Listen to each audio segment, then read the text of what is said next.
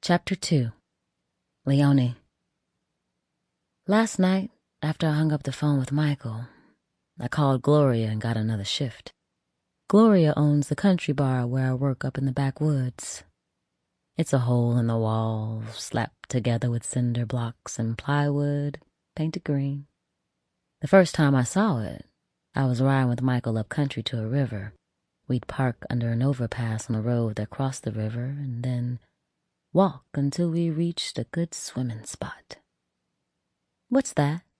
I asked, and pointed.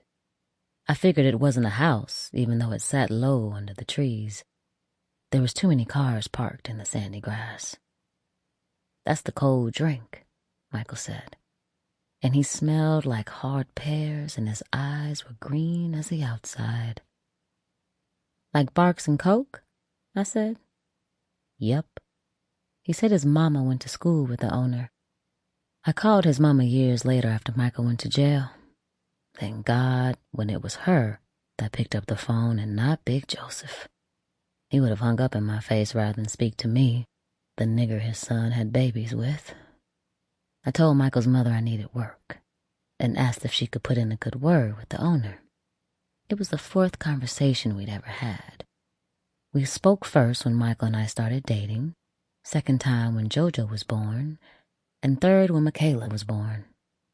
But still, she said yes, and then she told me I should go up there, up to the kill, up country, where Michael and his parents are from, where the bar is, and I should introduce myself to Gloria. So I did.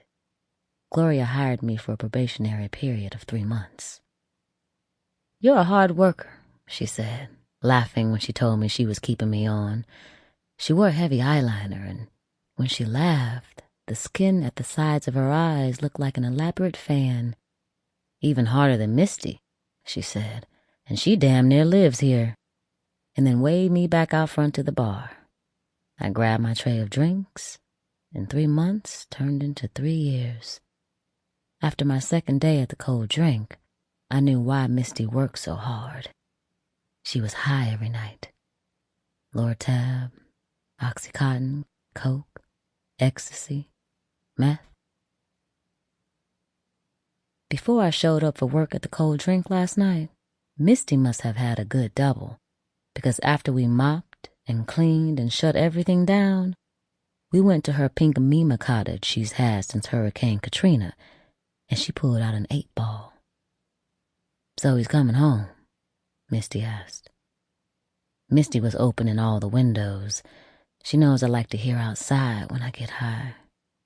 I know she doesn't like to get high alone, which is why she invited me over and why she opens the windows even though the wet spring night seeps into the house like a fog.